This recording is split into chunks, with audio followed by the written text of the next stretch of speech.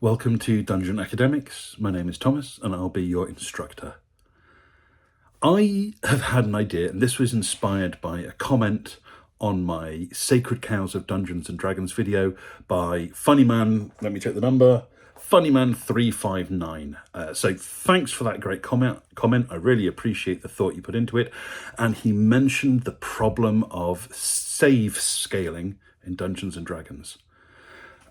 Every class gets proficiency in a couple of saves, and these often tie in with the ability scores that are useful for that class. So your character becomes very, very good at these two saves. And then for the others, nothing. Absolutely nothing. It's very rare to gain proficiency in other saves, or really for your ability scores in those areas to improve. There's not many opportunities to improve your ability scores in Dungeons and Dragons, with a limited number of ability score increases through the levels 1 through 20, and often feats taking priority.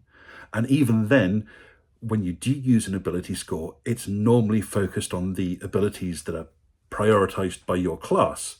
So for that, for the barbarian example, they're going to want to take the ability score increase in strength and constitution, and they might have a terrible intelligence and charisma, and they're unlikely to want to improve that because there's better things to spend the bonuses on. So we can end up in a situation where high-level characters have truly atrocious saves in some areas. And if you're going up against a bad guy that has a powerful ability that goes off that save, you're in trouble. I think this actually brings in a second problem as well, and that's that save or suck spells and abilities are just not fun. D&D Shorts did a great video on this a long time ago, and I'm paraphrasing a lot of the ideas that they already had. But any ability that takes a player out of the game for one turn or multiple turns is just not fun. Having your character paralyzed for one turn means you don't get a turn, and that's not fun.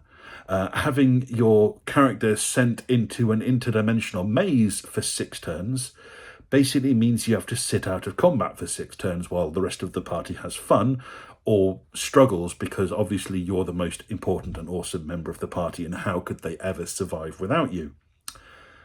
So these save or suck abilities, that's not great. And especially if it targets a save that you haven't had any progression in. So what to do? Well, I think there's 3 things we need to do. 1, we need to give access to more ability score increases.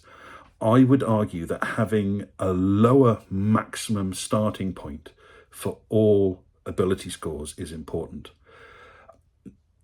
If we have a character creation system that's a lot more flexible about how we build our ability scores, having a +2, +1 in character creation, which used to be based on player species or race, but is now stick 'em wherever you want, is not necessary.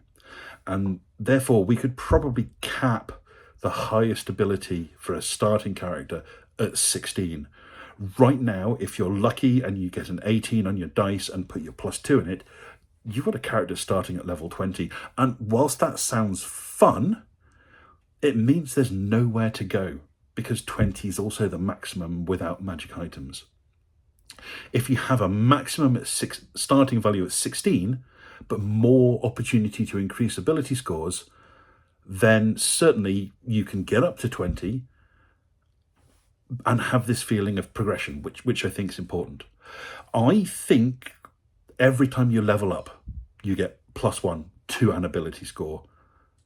And given that your most important score is capped at 16, within 4 levels you can get that to 20, or you can start balancing out your other abilities, which might be more important. So by the time you get to level 12, you've had +12 points to spread across your ability scores. Hopefully your most important one is going to be higher, and your lower ones are going to be bolstered a bit. Maybe we could put in some sort of limit that you can't go past 16 until you hit a certain level, can't go past 18 until you hit a certain level.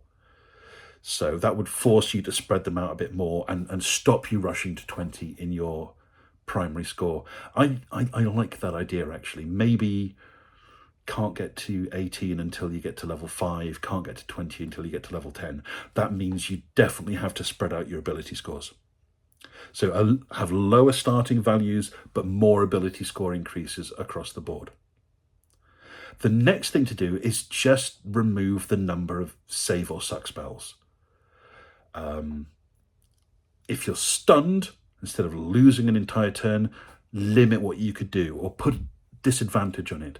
These abilities and spells that stop you doing anything at all, tone them down massively. And this goes for both enemies and players as well. The number of times I've seen dungeon masters create epic encounters and then a lucky spell has crippled the bad guy, turned it into a cakewalk. It's not fun. It's not satisfying. The players go, yay, we beat this monster. What next? Taking away the thrill and the peril of an encounter doesn't make the game better. So reducing these save or suck abilities so that instead of removing entirely a turn, it just tones down what you can do. So a hold monster might restrain them, but it doesn't mean everything automatically hits or crits or however it works. Just tone these down. And the third thing is to offer some scaling for saves so that as you progress, your main saves certainly get stronger, but all the other saves get some bonuses as well. Just ideas off the top of my head. There is the jack of all trades ability that bards get, where they get to add half their proficiency to all skills they're not proficient in. Something like that for saves. When you get to a certain level, maybe you add double your proficiency bonus to some saves, your proficiency bonus to others, and half your proficiency bonus to the rest.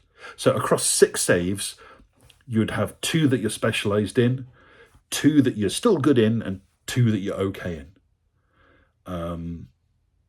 So given like a wider spread of ability scores and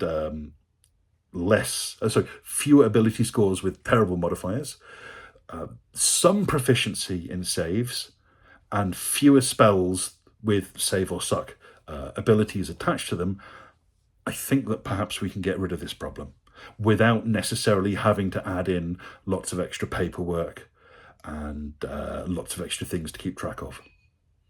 How would that work for you? Maybe that's a good solution. Maybe you have a better idea.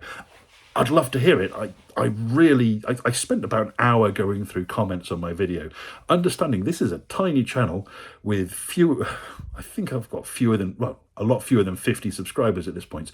But still, some of the comments coming in give me some great ideas. So I really appreciate that. And I enjoy reading what you think and seeing if that changes how I think.